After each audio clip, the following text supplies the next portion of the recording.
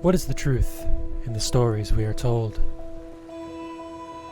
We've been given a story of a world fueled by separation. We've become separate from one another, separate from the earth, ultimately separate from the true nature of ourselves. It's time we learn the truth. It's time you rewrite your story. It's time to realign with who it is that you really are. This is the fifth dimension. You are infinite and eternal. We are infinite and eternal. Our natural essence, we could say, is simply being. We have this awakening coming together as a perfect storm. We're ready for this. We have the capacity inside. We just got to find that.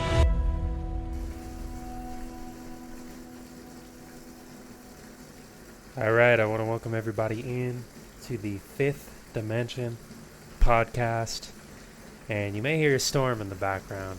I felt, holy smokes. I felt this was the perfect time to hop on the cast and talk about what I would like to talk about today. Because I was asked one of the most profound and important questions that I feel I've ever been asked. How do you marshal love against tyranny? How do you marshal love against tyranny? And quite frankly, I'm not sure I fully know.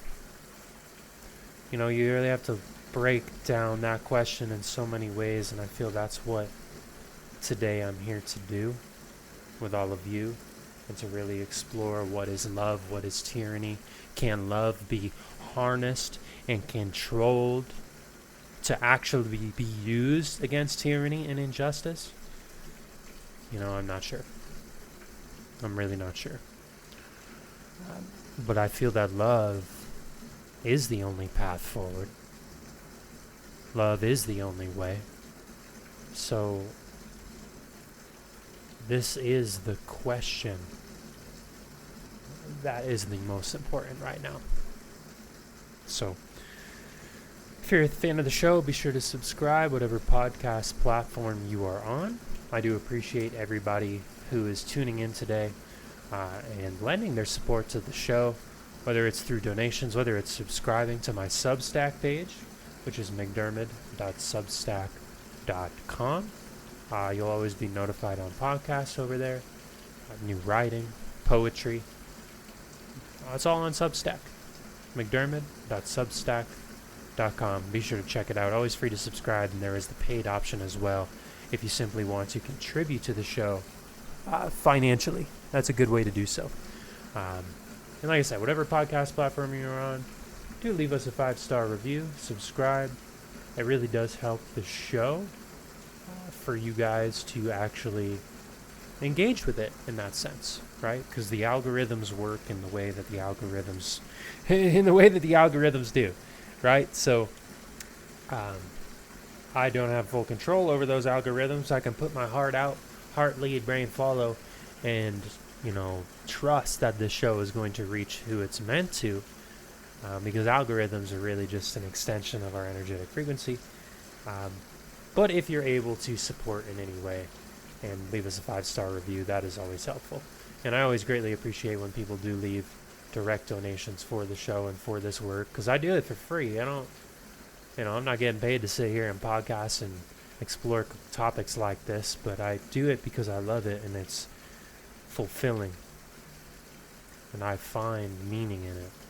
And I know a few of you guys do as well, which is why you tune in. So I greatly appreciate everybody and for making this podcast a reality. It's really storming here in Bozeman, Montana right now, and I think it's necessary for us to explore the darkest of the storms, the shadows within the night, really feel in order to heal. And with the question that I was posed, how do you marshal love against tyranny? We have to go into the shadows. Now, I just want to give a shout out first and foremost to my good friends Jake Lynch, Jess Kinsey, the two who inspired searching and seeking of this question and exploration, if you will. I've had so many conversations with them in the last couple weeks just about this, and what does it mean to harness love? What does it mean to open ourselves up? How can we be the fullest version of who we are and grow? And I just have immense love for both of them. Shout out to Jake, who is now in California and no longer in Bozeman.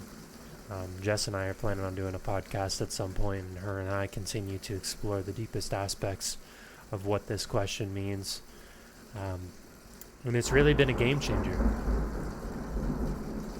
As the thunder roars and the hearts open and we explore here together. But I think it's important to break that question down. How do you marshal love against tyranny? First and foremost, what does it mean to marshal something? Right? It's always interesting because I do take the almost etymology approach where you look at the origins of the word, not just the definitions, but the origins of the word to really track what its true meaning resides in. And if you look at martial, it's always been like warlike, right? Referring to combat, referring to aggression. And when we think about love, we don't necessarily think about aggression.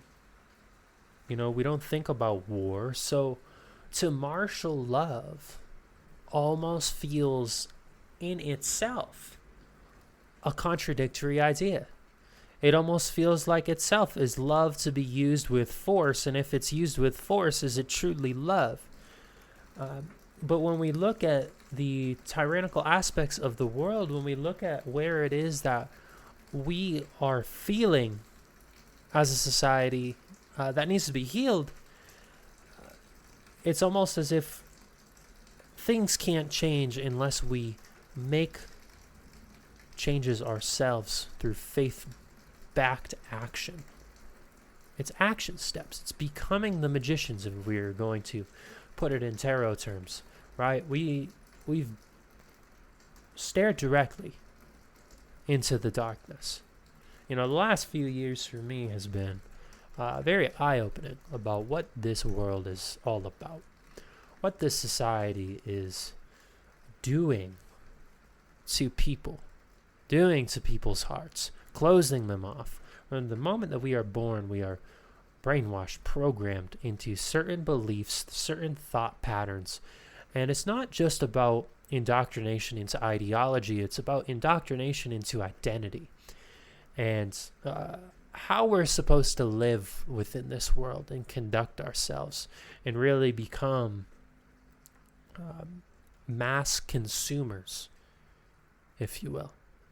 Right? So from the moment that we step into this game, there is a social contract that we are expected to live by and obligate ourselves to and conduct ourselves based upon, right? And I firmly believe that freedom is escaping one's social contract. It's escaping one's dependencies within their own mind that they need this matrix society that we are living in order to find fulfillment, in order to find meaning.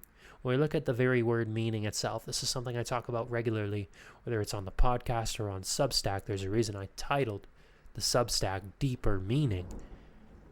Meaning itself is a sensory perception. It's no different than sight, taste, smell, touch, right? It is inherently living within us, waiting to be sensed, waiting to be experienced, waiting to be understood and fully optimized. So, to find meaning is to find freedom.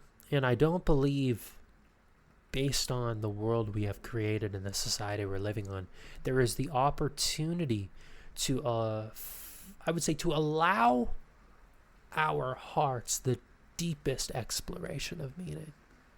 in the purest sense, right? We have to lose the need to identify within the frameworks of scarcity, dependency, fear, and all of these other aspects of identity that we have become so accustomed to, right? It's a game of identity out there where we all take on a role. We all take on, this is who I am. I am Evan McDermott. I teach. I do this. I do that. I yada, yada, yada. I work here.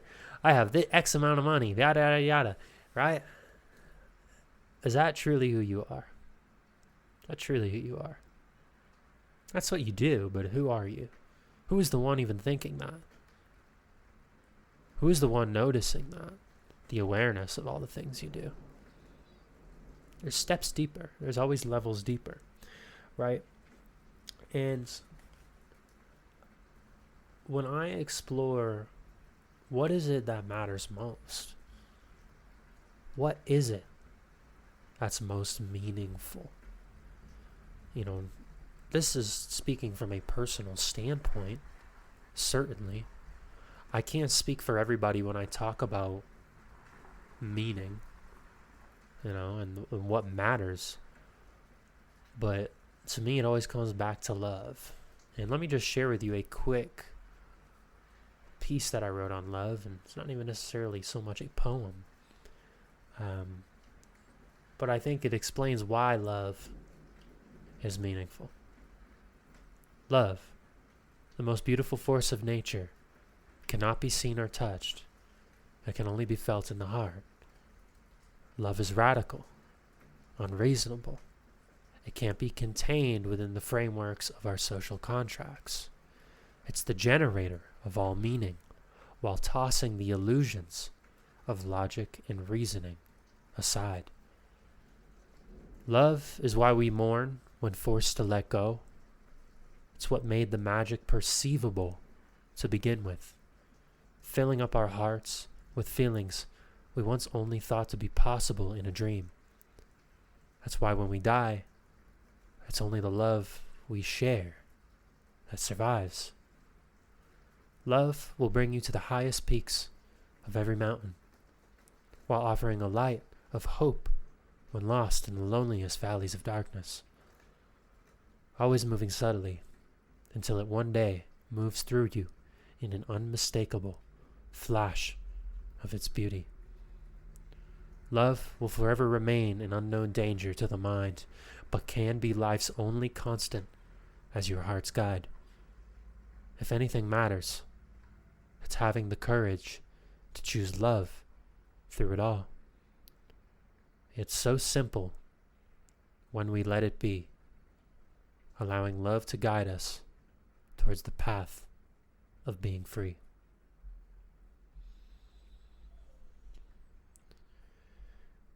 And that to me is love's freedom. The freedom that love offers is escaping the trap of mind. You know, I feel like, why do people find themselves burdened in vices and looking for something more, something deeper, or numbing themselves from the deepest of their own vulnerabilities and numbing themselves from the reality and escaping the hardship, escaping the circumstances? Why is it that people look for an escape? It's because they know there's something more and they don't know where to go to find it. You know, I think one of the deepest aspects of tyranny, which is something I intend to get into a little bit later in this podcast, I think one of the deepest aspects of tyranny is that our modernity is really what I would say a soulless creation in so many aspects. You know, when we look at what are the foundations for our society, it's all built on illusion. It's built on separation of one another. It's built on bending the knee to seek permission from illusionary authority, whether that be government, bosses, teachers. You know, from the very moment we enter this, There is an illusion of free will. And the reason I say it's an illusion is, you can choose to go against the social contract, but are you prepared for the consequences of such? Most people would answer no. I can't claim I would fully say I'm prepared for the consequences necessarily, but I would like to think I have the courage to make the choices that are in alignment with my heart, because I know my heart is guiding me on the path to the highest truth. My heart is living in alignment with the highest ideals of love, beauty, reverence. I know my heart is guiding me through the darkest hour when I look up in the stars and I just get a flicker of hope and I see myself. And I see love and I see beauty.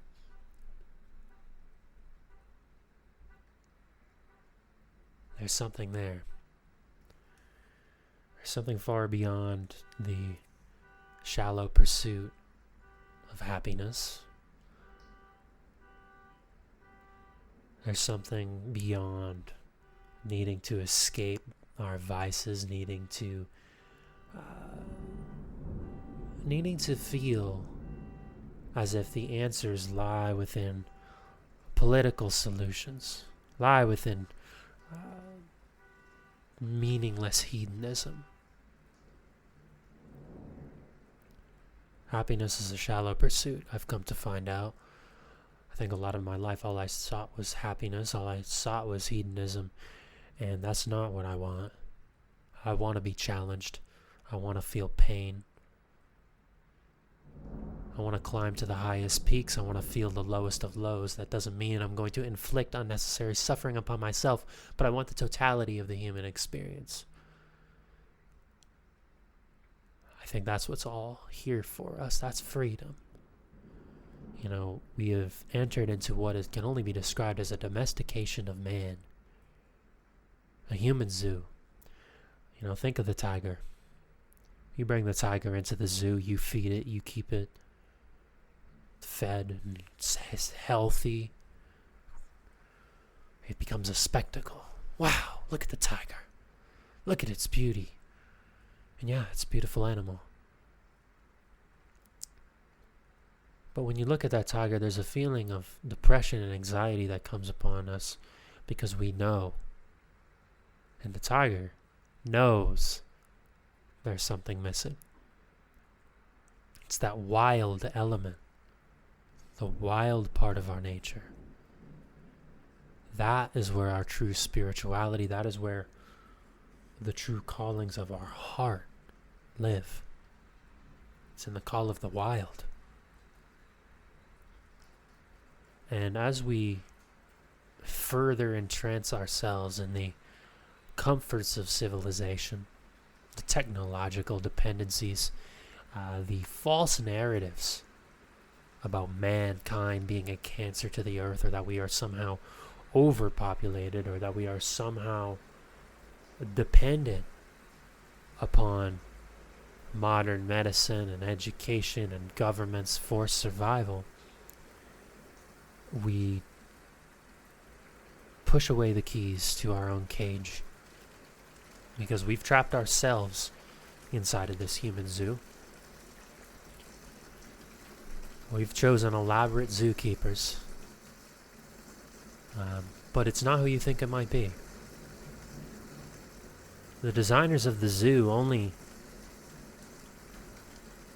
design it for their convenience, for their lack of perceived inner control. Because if they can control you, then they can create their perfect utopian vision. And really, we all know utopia cannot exist in alignment with freedom, meaning it is dystopia.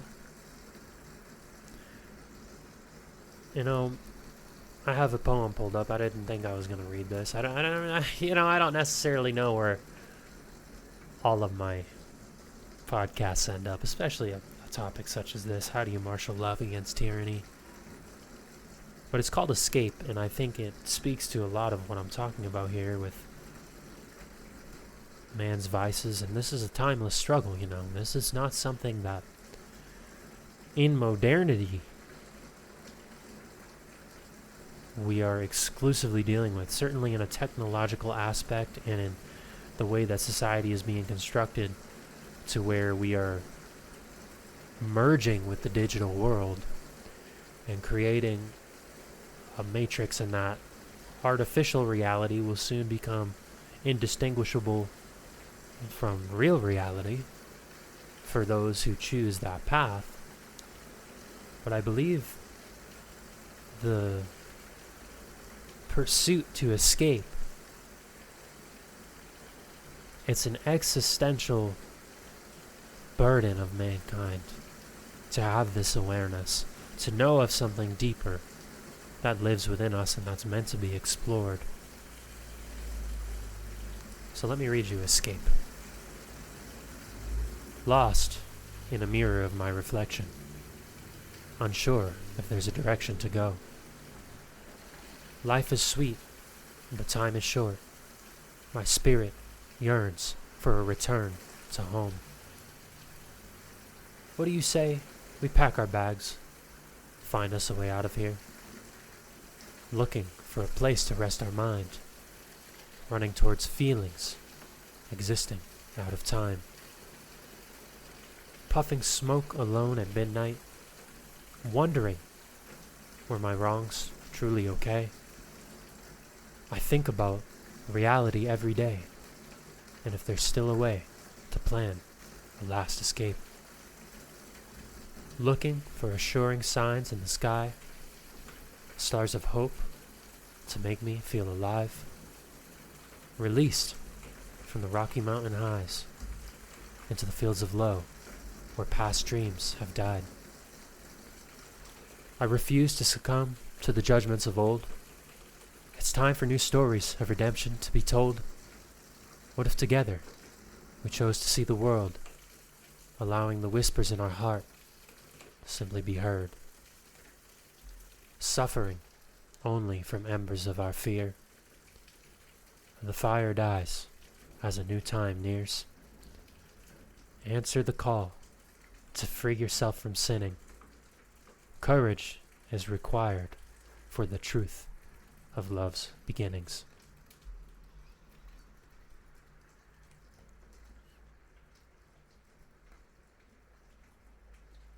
If we are to find freedom,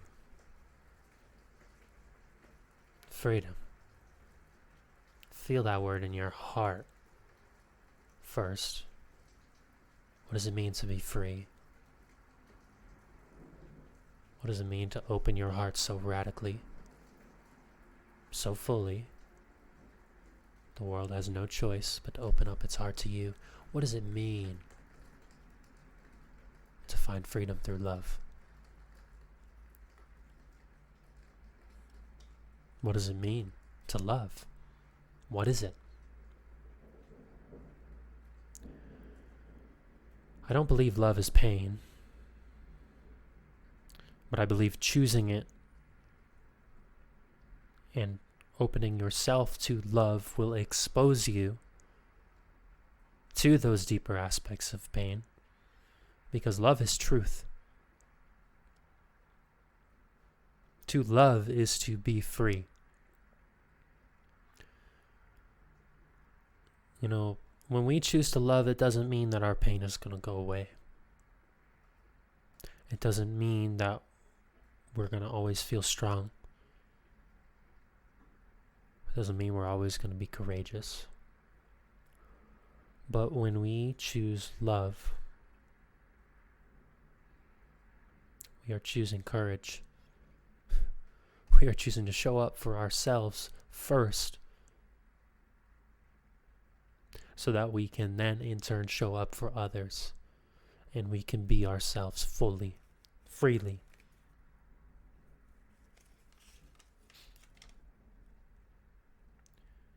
You know, if love can not be controlled, can it be harnessed as a force of transcendence against the tyrannical aspects of this world? And when I ask that question, I don't know. I don't know. But what I do know is that this world is tyrannical. And I think there is a natural element of tyranny existing within nature. It is the nature of the yin and yang, good and evil. The eternal struggle within duality. And because tyranny exists within nature and that good and evil are holding opposite polarities that are necessary for them to both exist. Without good, can you have evil? Without evil, can you have good? I'd argue not. Because of the necessary aspect of the tyrannical nature, it is imperative for us to find love within ourselves so we don't become the tyrant. You know, this world is far too tyrannical for us to be against ourselves. And the second we choose to be against ourselves, the second we choose to close our hearts, the second we go against our dreams, the second we think that this pursuit of something far greater than the individual self is not worth it, is the moment we become the tyrant. And we kill our own dreams out of fear. And we run from the truth, and we run from love, and we close ourselves off. You know, I don't know what your dreams are. Fuck, I'm not fully aware of mine. I think I am. I'm starting to really sit with what my heart wants. Each day I fall deeper into love. Myself, others, life. The whole journey, the whole process. That's what I choose. That's the path I'm embarking upon. The path of the heart. And, you know, my friend Jess, who I mentioned earlier, when we asked her this question initially, she had three words. To let it be. And to let it be seems completely contradictory to the idea of marshalling. Yet, when you choose to organize yourself from love, when you choose to open yourself to loving without conditions, why do you love? Because of love. You don't need to prove your worth.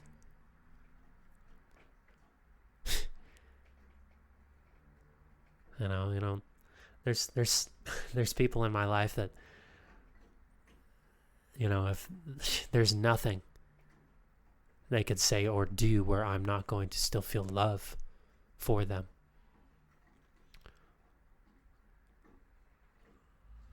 True love is in letting go.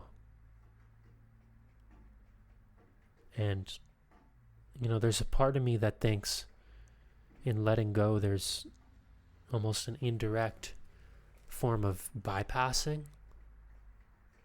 You know, that's what my mind tells me. You know, but we need conscious resistance. We need to actively go about and make change. Yes. Yes, we do. But if you can allow and align yourself from a space of love, those actions begin to take themselves. Why? Because it's your heart generating them. You know, you don't need to solve all of the world's challenges in this moment. You know, if we are the creators of our reality, why should I fear the future? If every day I move closer and closer to love, and I put faith in that beauty, in that reverence, in that timelessness that I have felt and experienced time and time again, and as I continue to open myself to it, it continues to open itself to me. Living as the lover with life as the beloved. If that is the reality that I am waking up in every day, how can I not feel optimistic about the future? Because that's what I'm creating through my daily actions, through my interactions, through building bridges and not burning them down.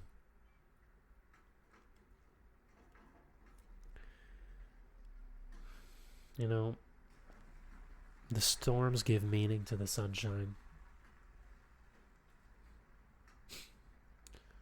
The darkness gives meaning to the light, and vice versa.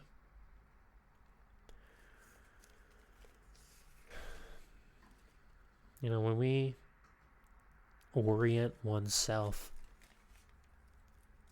around love, we are internally marshaling love against our own tyrannical nature.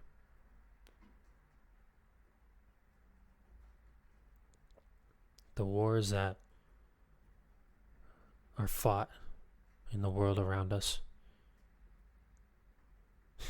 the divisiveness, the feelings of shame and loneliness and feeling broken, it's no different than anything I've felt within myself.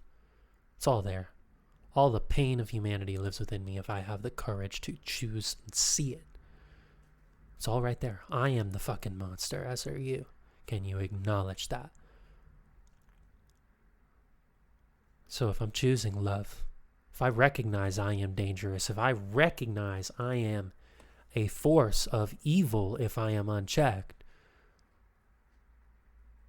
I am marshaling love against tyranny. Actively, with every choice. There is no moment to waste when you become conscious, because you recognize every choice has an impact, whether it's on yourself or others. We are all electromagnetic beings, part of this larger electromagnetic field that we are constantly in sync with, right? You are either raising or lowering or keeping neutral your vibration with every choice, and what you put out is going to the rest of the world, and that's what you will receive back. You know, what is it that keeps us tyrannized internally? It's fear. Now, I don't know what you fear. I don't even know if I fully know what I fear, but my biggest fear would be dying and meeting the person I could have been. It's unactualized potential. And that is what keeps me going. You know, I used to never really resonate with the idea of the fear of God, but to me, that's what that feels like. The fear of not meeting the highest ideal of who I'm supposed to be. Because I'm not here for no reason. None of this is by chance. You really think you're some meaningless organism floating in a cosmic ball of nothingness in the middle of nowhere? Is that your meaning? Really? Our society has been specifically designed to perpetuate scarcity, shame, and loneliness. And how is that countered? It's through the recognition you are not alone. It's through embracing community through love. It's by finding common principles and ideals that you stand for and can explore and honor with those around you. You don't need a government to enforce morality. You don't need a government at all. But you definitely don't need a government to enforce morality, because the second you attempt to enforce morality or enforce love, you are really perpetuating tyranny. The highest ideals of truth will win out if you allow them to. Truth always reveals itself, even if it's just an intuitive knowing in your heart of what it is. What's your source? It's my fucking heart, bro. That's what it's telling me. And what my heart tells me, I follow.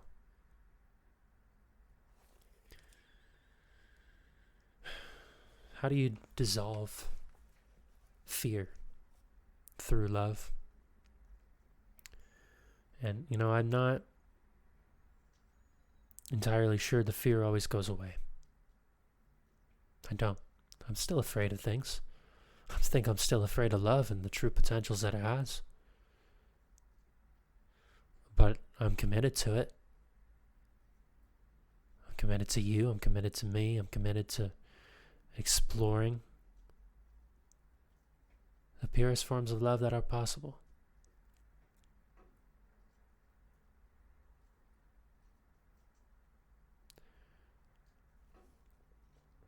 So how do you dissolve fear through love? It's standing up straight. Keep your head up.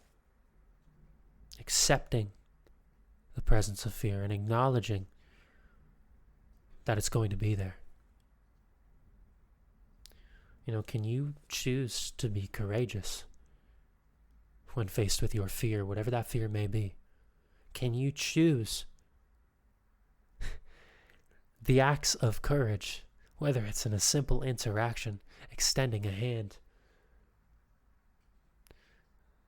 or maybe it's large acts, maybe it's changing scenery, or a job, a relationship, maybe it's stepping into a new relationship, allowing things to evolve. We fear change, but change is always happening. It will always happen. Each new moment in presence is a new, changed reality. And ultimately, change is going to happen either way, so why don't you become the conscious driver of change through love?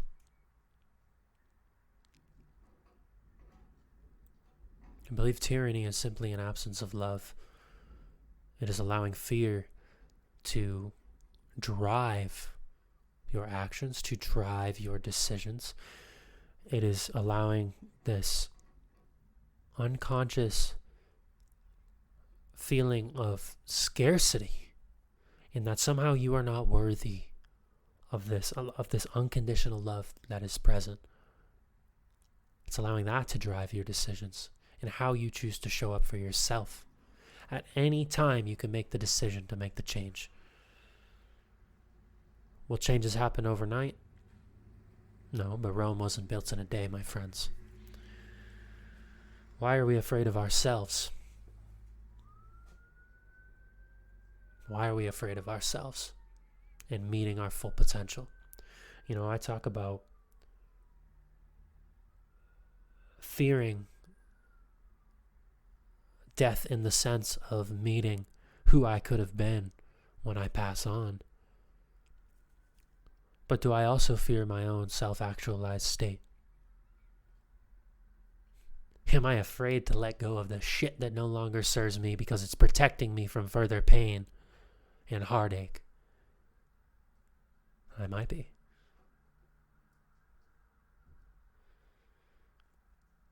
I might be.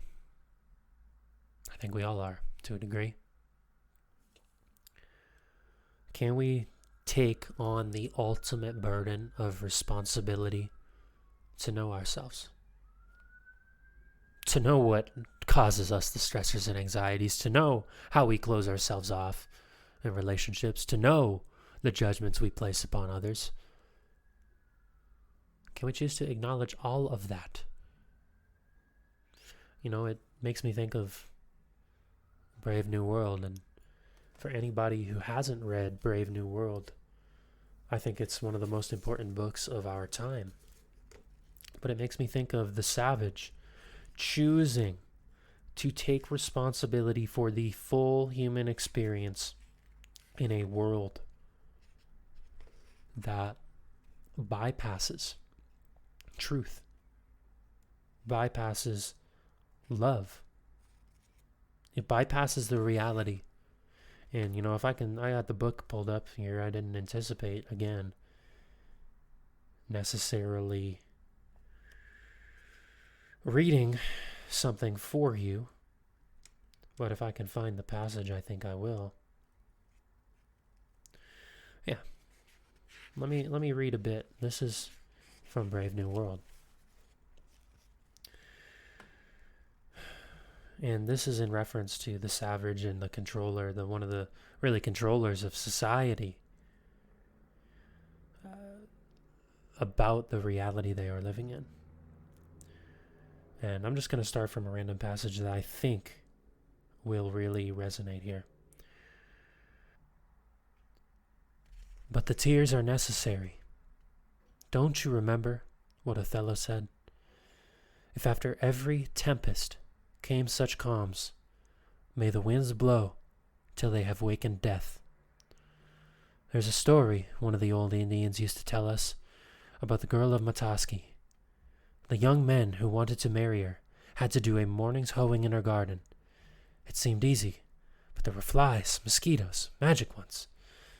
Most of the young men simply couldn't stand the biting and the stinging. But the one that could, he got the girl. Charming, but in civilized countries, said the controller, you can have girls without hoeing for them, and there aren't any flies or mosquitoes to sting you. We got rid of them all centuries ago.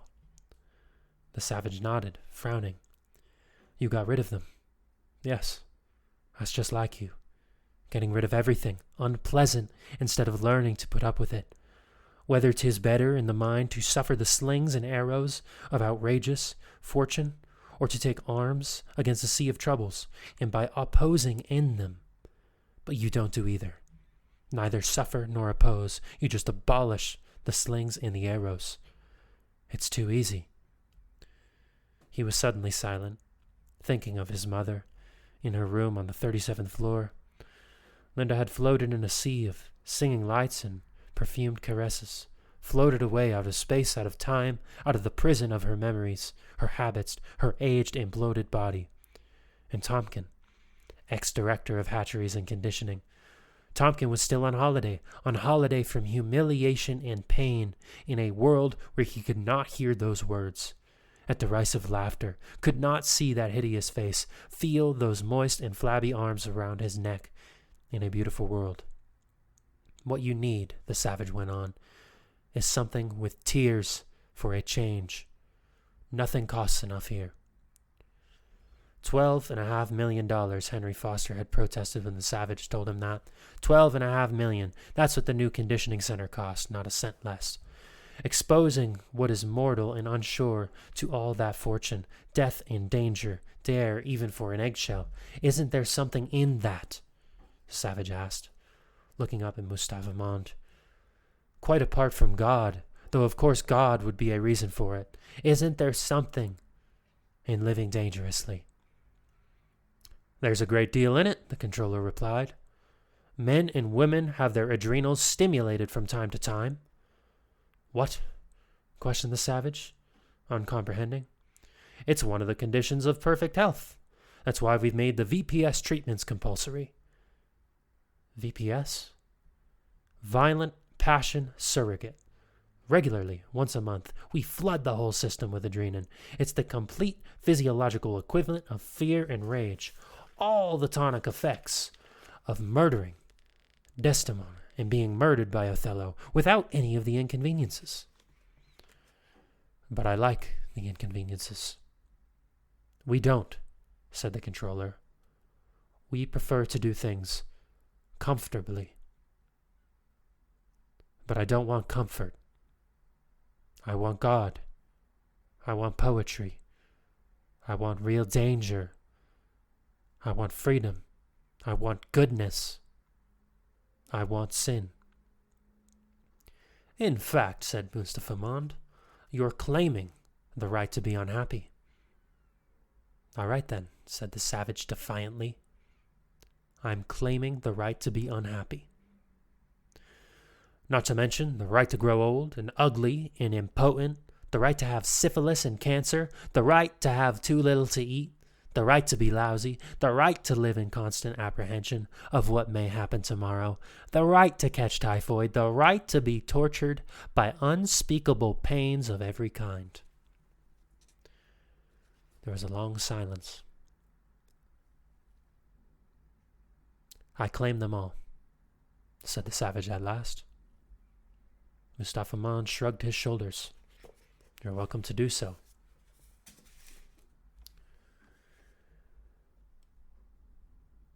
You know, when we look at the brave new world that was created in Orwell and Huxley's vision, and I would encourage everyone to go back and listen to the Brave New World episode that I did. I really get in depth here, but that's exactly what we're living in. A brave new world of comfort, convenience, dependency, fearing ourselves, fearing who we could be, fearing the knowing that life is about endurance. To be the fullest version of ourselves means to have endured the mightiest of struggles, the deepest of pains and trauma. To accept and let die the illusions that we have so long held on to. To be free, you have to feel pain because you have to fight to be free. And it doesn't mean you have to pick up your sword against the external world. It means to look at yourself in the fucking mirror and see through all the bullshit. All of it. In claiming the peak experiences, you are claiming those rock bottoms. In claiming happiness, you are claiming sorrow. In claiming life, you are claiming death. Is death the end? I don't know. I tend to not think so. The purest form of love that I have felt was in the moment that my father passed away, because my love for him only continued and grew. Despite, I look back and wish he had been more present, and that he wasn't so interested in the television or gambling, and that he was maybe interested in me a little bit more, and that because of his lifestyle choices, I felt as if I was a boy without a father figure, and as I entered manhood, a man without a father figure, a lost boy on his own in a tyrannical world, is no fucking easy thing to navigate. But my love for him only grew past death. So, even if death is not the end, or maybe it's the end in a physical sense, we can know that love survives and love transcends the tyrannies of life. I don't give a shit if anybody says my name 200 years from now. I don't give a shit if anybody says my name tomorrow, if I dropped off the face of the earth today. But I'd like to think the love that was shared helped people find freedom, and that it allowed me to find freedom. Because in this moment I am free. I'm not bound to anybody, any social contract, any condition. I'm free to love, to live. Tyranny is an illusion. It's an illusion that's created from the fear of the mind when love is not in the center of your heart. And because love is not in the center of your heart, and this fear is present, you allow the external world to dictate you instead of allowing your own heart and your own vibrations to go into the external world. And you're not going to be able to control everything. Life will sling shit at you. Nature has its own tyrannical aspects. I've already talked about that. But you can choose how you respond. And are you going to perpetuate that tyranny, or are you going to marshal love against it through a love that was generated internally and in turn is harnessed through your own actions in the moment? That's how to marshal love against tyranny. That's how to marshal love against tyranny. You're in a fucking dream. Every day we awaken to a new dream. You get to choose how you're walking among it. Live fearlessly. Love dangerously. You have nothing to lose. The only thing you have to lose is by choosing the path of tyranny and fear and losing yourself. That's what it means to sell your soul. That's what it means to walk disempowered, to be the victim. What is it that really matters? It's love. Maybe that's the point in all of it. Because I was asked, what's the point? And it stumped me. What is the meaning? And I can't say I fully know. I can't say I fully know. And I can't say I'll ever fully know. But what I can tell you is that my heart, it fucking feels something. It knows something's there. And it's guiding me towards it when I allow it to. When I choose not to succumb to divisiveness, to fear, to old patterns, when I choose to show up for myself, when I choose to take action and recognize that failure is not an option anymore. And I might slip up. I will slip up. I certainly will slip up. And in the moments where I feel like a failure, I hope I have the courage to give myself grace. But we have to act as if this is the last moment we have, because it might be. And in that last moment, what would you choose? Love or tyranny? That's going to wrap up this episode. I'll see you all next time.